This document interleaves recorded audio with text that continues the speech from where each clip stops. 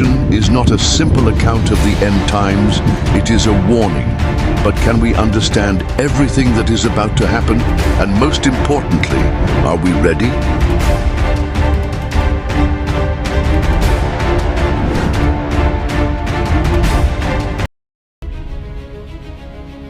The world as we know it is about to change forever. The sky will open, trumpets will echo across the four corners of the earth, and an unimaginable event will mark the destiny of humanity. The book of Revelation is not just an account of the end times. He is a warning about everything that is to come. A prophecy written centuries ago that every day seems to become more real. But are we prepared for what is about to happen? Imagine the scenario. A man exiled on a desert island, isolated from the world, with no one around. He believes that his life is coming to an end, that the silence of that natural prison will be his last companion. But suddenly, a loud bang shatters the void. A flash of light appears in the sky, and a voice echoes like the sound of many waters. John, the last of the living disciples, looks up and sees something that no human mind could ever conceive. A vision that would change everything. Before him, time bends. The future unrolls like a scroll, and what he sees is terrifying. He witnesses devastating wars, natural disasters of unimaginable proportions, creatures emerging from the abyss, rulers dominated by hidden forces, and the earth itself being consumed by chaos. But amid all this destruction, John also sees something extraordinary, the promise of Christ's return, the final battle between good and evil, the judgment on the wicked, the definitive victory of the Lamb. The Apocalypse is not a simple book of mysteries and symbolism. It is a map to the future, a detailed account of the events that will lead to the end of time. But above all, it poses a question that echoes throughout eternity. Are you ready for what lies ahead? Because one thing is certain. The clock is ticking, and time is running out. John was alone on the island of Patmos when it all began. The apostle, now an elderly man, had been exiled by the Roman Empire, silenced for his faith, cut off from everything and everyone. But it was precisely there, in that inhospitable place, that he received the most impressive vision in history. Suddenly, amidst the silence of the island, a powerful voice called out to him. When he turned to see who was speaking, he was struck with astonishment. What his eyes beheld was not of this world. He saw someone like the Son of Man, dressed in a dazzling robe, with eyes like blazing fire and a voice like the sound of rushing waters. In his hand he held 7 stars, and from his mouth came a sharp double-edged sword. John fell as dead before him. But then that glorious figure stretched out his hand and said, "Do not be afraid. I am the first and the last, the living one. I was dead, and behold, I am alive forevermore, and I have the keys of death and Hades." It was Christ himself, no longer as the suffering servant, but now as the victorious King, the supreme judge, the one who rules over all things. And he had a mission for John, to record everything that was about to be revealed. What John saw next were images that defied any human explanation. Deep mysteries about the destiny of humanity, about God's judgment and final redemption. The book of Revelation is not just an account of the end times, it's an urgent message, a warning to all humanity, a call to those who still have ears to hear. What if what John saw over 2,000 years ago is about to come true? What if we are living in the final days of history? One thing is certain. Ignoring this revelation could be the biggest mistake of our lives. Imagine yourself in the midst of a terrifying vision. You see a sealed scroll in the hands of him who sits on the throne. This parchment is no mere document. It contains the destiny of humanity, the secrets of the end times. But there's a problem. No one can open it. No angel, no heavenly being, no creature on earth or beneath it has the authority to break the seals and reveal their contents. Faced with this impossibility, John, the apostle who received this vision, begins to cry. Without this revelation, the future remains a mystery, and hope seems to fade away. But then one of the elders around the throne approaches and says something that changes everything. Don't cry. Behold, the Lion of the tribe of Judah, the Root of David, has prevailed to open the book and to loose its 7 seals. And John looks. In the middle of the throne, surrounded by the 4 living creatures and the 24 elders, is a lamb. But it is no ordinary lamb. He's kind of dead, but alive. He has 7 horns and 7 eyes, symbols of his absolute power and omniscience. And when he takes the scroll, a cry breaks out in heaven. You are worthy to take the scroll and to open its seals, because you were slain, and with your blood you purchased for God men from every tribe and language and people and nation. But what happens when the seals begin to be broken? The first seal is broken. A white horse appears. Its rider carries a bow and is given a crown. He sets out to conquer. Who is this rider? A righteous ruler or an impostor who will bring deceit to the world. The second seal is broken. A red horse appears, and its rider is given a great sword. His purpose? To take peace from the earth. Wars break out, conflicts rage among the nations, violence spreads unchecked. The third seal is broken, and a black horse appears. The rider holds a pair of scales. A voice rings out. A measure of wheat for a denarius, 3 measures of barley for a denarius, but do not harm the oil and the wine. Famine, poverty, devastating inflation. Food becomes scarce, but luxury goods remain untouched. The rich continue to prosper while the poor suffer. The 4th seal is opened. A pale horse appears. Its rider has a name, Death, and hell follows close behind. They are given authority over 1/4 of the earth to kill by sword, famine, plague, and wild beasts. The world is plunged into chaos. When the 5th seal is broken, John sees something terrifying. The souls of the martyrs crying out from beneath the altar. How long, Lord? How long will you not judge and avenge our blood? And the answer comes, wait a little longer. There are still other servants who must die as you died. But it is at the 6th seal that the world trembles. A colossal earthquake shakes the earth. The sun becomes black as sackcloth. The moon turns red as blood. The stars fall from the sky. The sky is removed like a scroll. Mountains and islands are moved from their places. The kings, the rulers, the rich, the powerful, the slaves and the free, they all try to hide. They cry out, fall on us, you mountains! Hide us from the face of him who sits on the throne and from the wrath of the Lamb. For the great day of wrath has come, and who will be able to stand? But before the 7th seal is opened, something happens. An angel appears from the east, holding the seal of the living God. He shouts to the 4 angels who hold back the winds of destruction, do not destroy the earth or the sea or the trees until the servants of God are sealed. 144,000 are sealed, 12,000 from each tribe of Israel. But then John sees something even greater, an innumerable multitude from every nation, people, and language, dressed in white, holding palm branches in their hands, worshipping God. Who are these? asks one of the elders. And the answer comes, these are the ones who came out of the great tribulation and have washed their robes in the blood of the Lamb. And then the 7th seal is broken. A deep silence fills heaven for half an hour. The anticipation is overwhelming. Something terrible is about to happen. 7 angels are given 7 trumpets. The first trumpet sounds. Fire mixed with blood is hurled upon the earth.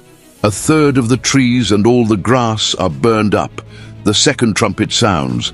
Something like a great mountain on fire is thrown. into the sea. A third of the sea turns to blood. A third of the sea creatures die. A third of the ships are destroyed. The third trumpet sounds. A great star, blazing like a torch, falls upon the rivers and springs of water. Its name, Wormwood.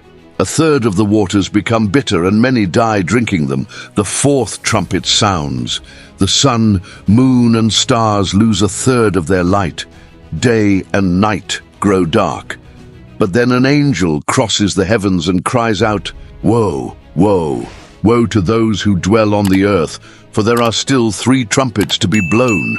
The fifth trumpet sounds. A bottomless pit opens, smoke pours out of it, and demonic locusts emerge. These beings are not normal. They have human faces, hair like women's, lions' teeth, and armor of iron. Their leader is Abaddon, Apollyon, the destroyer. They torment those who do not have the seal of God. The sixth trumpet sounds. 4 angels imprisoned in the Euphrates River are released. They lead an army of 200 million horsemen. The slaughter is indescribable. And then a powerful angel appears. He has a little book open in his hand. He places 1 foot on the sea and the other on the land and swears, "There will be no more delay." John receives an order. "Take this little book and eat it. It will be sweet in your mouth but bitter in your stomach." He obeys. The book tastes sweet, but when he swallows, bitterness fills his insides. What does this book mean? What is to come? The answer has not yet been given. But one thing is certain, time is running out. The final judgment is approaching. The great clash between good and evil is about to take place. And when the last trumpet sounds, the fate of humanity will be sealed forever. Time is up. The 7th angel raises the trumpet to his lips and blows it. And at that moment, heaven is filled with voices proclaiming, "The kingdoms of this world have become the kingdoms of our Lord and of his Christ, and he will reign forever and ever." The 24 elders fall down before the throne and worship God. But while heaven celebrates, the earth trembles. Lightning flashes across the sky, thunder roars, a devastating earthquake shakes everything, and a great hailstorm breaks loose. God's wrath is being poured out. And then a great sign appears in the sky. A woman clothed with the sun, with the moon under her feet, and a crown of 12 stars on her head. She is pregnant and cries out in labor pains. But something sinister appears before her.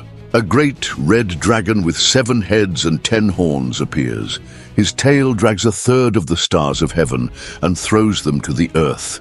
He waits for the child to be born, ready to devour him as soon as he is born. But at the moment of delivery, the child, a man-child destined to rule the nations with an iron rod, is snatched away to God and his throne. And the woman flees to the wilderness, where God has prepared a place to sustain her. Heaven goes to war. Michael and his angels battle the dragon and his demons.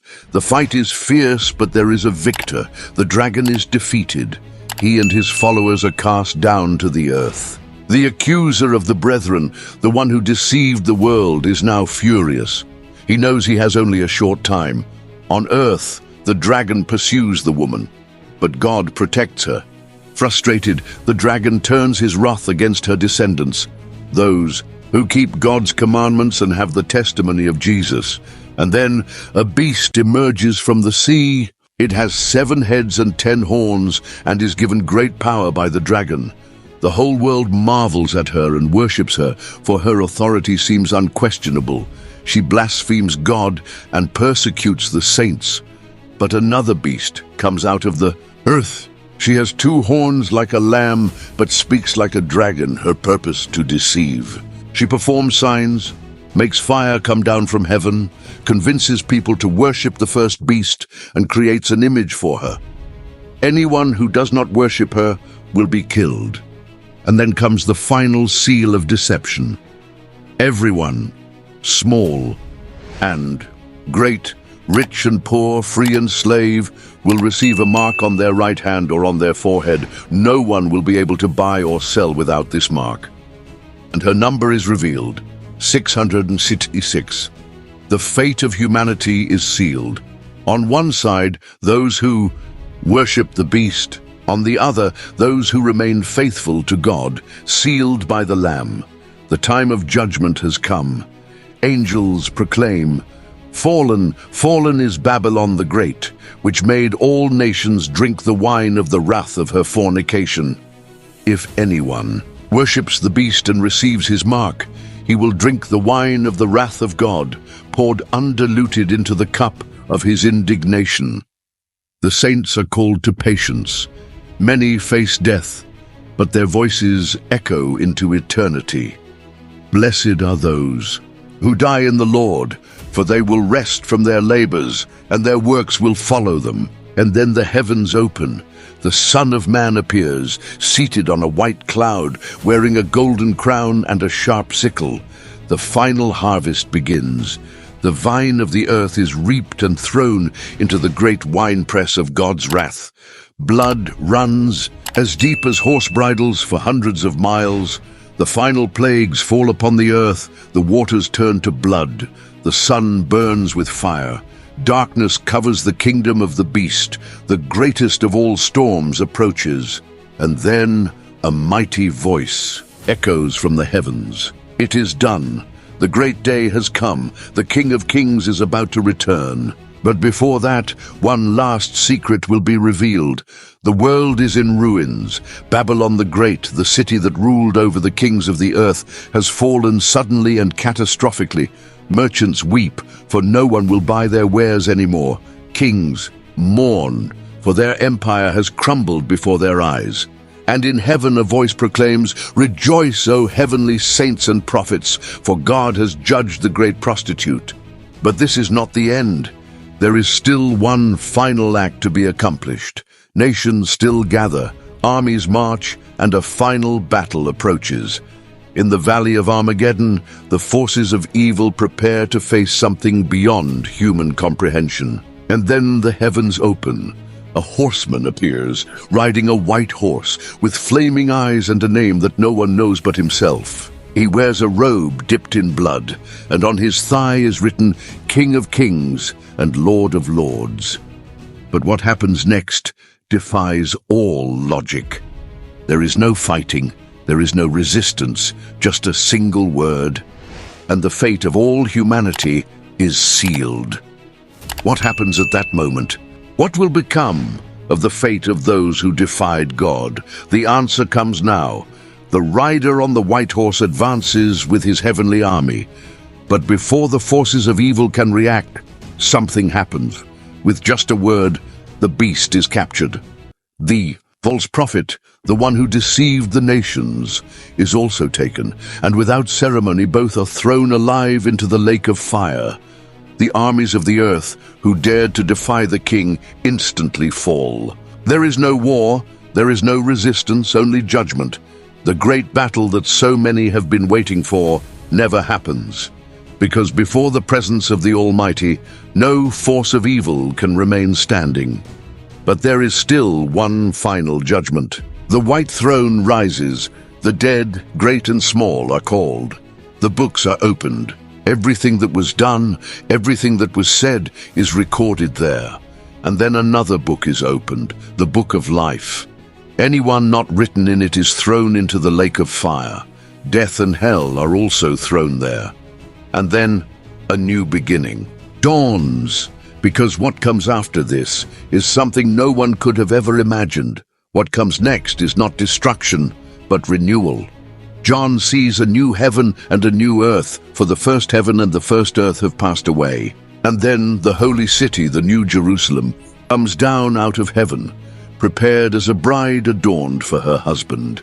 And a mighty voice proclaims, "Behold, the tabernacle of God is with men, and he will dwell with them, and they shall be his people. There shall be no more death, neither sorrow, nor crying, nor pain. All the old things shall have passed away. He who sits on the throne declares, 'Behold, I make all things new.'" And this promise is not just for a select few. It is for all who thirst for the truth, for the overcomers, for those who remain faithful. But the cowardly, The unbelieving, the abominable, the murderers, the idolaters, these will have their part in the lake of fire. The book of Revelation is not a story of destruction, but of hope. He reminds us that evil has an end and that God has a plan of redemption. And now I ask you, in the face of all this, where do you see yourself? Are you ready for what is to come?